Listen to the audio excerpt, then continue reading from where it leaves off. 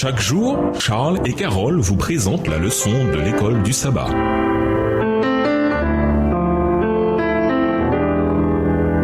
Bienvenue à votre émission. Dieu nous parle. Voilà un son de jeudi, l'exemple de Néhémie. Lisons Néhémie 5, versets 14 à 19. Quelle raison Néhémie donne-t-il pour ne pas avoir exigé les revenus du gouverneur? Néhémie 5, verset 18 pour le peuple. Néhémie 5, les versets 14 à 19. Dès le jour où le roi m'établit leur gouverneur dans le pays de Juda, depuis la 20e année jusqu'à la 32e année du roi Artaxerxès, pendant 12 ans, ni moi ni mes frères n'avons vécu des revenus du gouverneur. Avant moi, les premiers gouverneurs accablaient le peuple et recevaient de lui du pain et du vin, outre 40 cycles d'argent. Leurs serviteurs même opprimaient le peuple. Je n'ai point agi de la sorte par crainte de Dieu. Bien plus, j'ai travaillé à la réparation de cette muraille et nous n'avons acheté aucun champ et mes serviteurs tous ensemble étaient à l'ouvrage. J'avais à ma table 150 hommes, juifs et magistrats, outre ceux qui venaient à nous des nations d'alentour. On m'apprêtait chaque jour un bœuf, 6 moutons choisis et des oiseaux, et tous les 10 jours on préparait en abondance tout le vin nécessaire. Malgré cela, je n'ai point réclamé les revenus du gouverneur parce que les travaux étaient à la charge de ce peuple.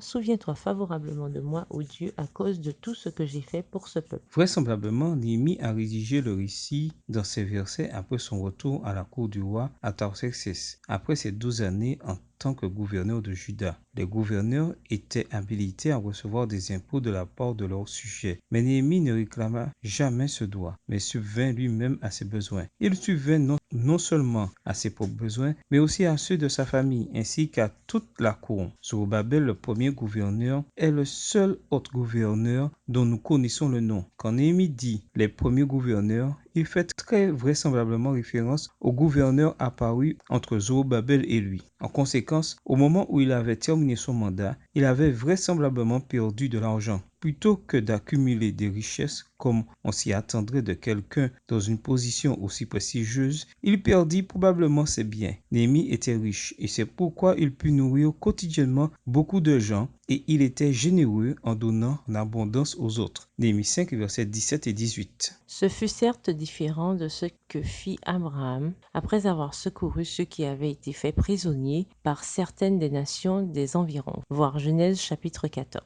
Mais ce que fait Néhémie ici révèle néanmoins le même principe crucial. Lisons Néhémie 5, verset 19. Que dit-il ici et comment comprendre cela du point de vue de l'Évangile? Néhémie 5, le verset 19. Souviens-toi favorablement de moi, ô mon Dieu, à cause de tout ce que j'ai fait pour ce peuple. Ce que nous voyons avec Néhémie est un exemple de quelqu'un qui a mis le Seigneur et l'œuvre du Seigneur avant ses propres intérêts. C'est une bonne leçon pour nous tous. Quelle que soit notre situation personnelle, il est facile de travailler pour le Seigneur quand cela ne nous coûte pas grand-chose. Lisons Philippiens 2, les versets 3 à 8. De quelle manière, là, tout de suite, pouvez-vous révéler dans votre propre vie les principes désintéressés exprimés ici? Philippiens 2, les versets 3 à 8. Ne faites rien par esprit de parti ou par vaine gloire, mais que l'humilité vous fasse regarder les autres comme étant au-dessus de vous-même. Que chacun de vous, au lieu de considérer ses propres intérêts, considère aussi ceux des autres. Ayez en vous les sentiments qui étaient en Jésus-Christ, lequel, existant en forme de Dieu, n'a pas regardé comme une proie arrachée d'être égal avec Dieu, mais s'est dépouillé lui-même en prenant une forme de serviteur, en devenant semblable aux hommes, et ayant paru comme un simple homme. Il s'est humilié lui-même, se rendant obéissant jusqu'à la mort, même jusqu'à la mort de la croix. Au revoir. Et à demain si Dieu veut.